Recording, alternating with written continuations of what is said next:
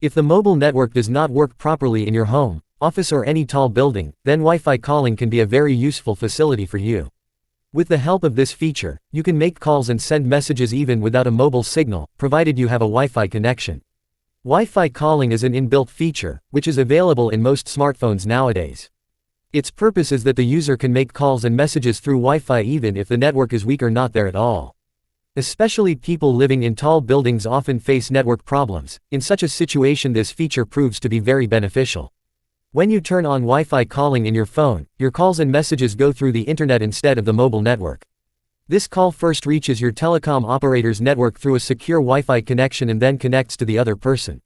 There is no need for any separate app for this, you just have to activate it by going to the phone's settings.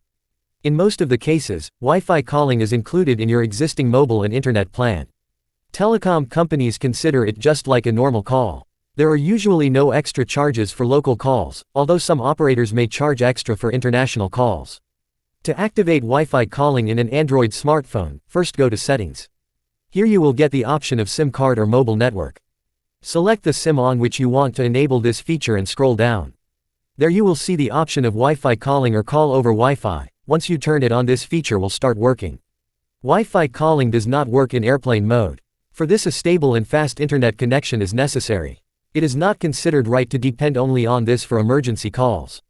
Additionally, if the phone frequently switches between mobile networks and Wi-Fi, there may be interference during calls. If you like the video, then like, share and subscribe the channel. See you in the next video.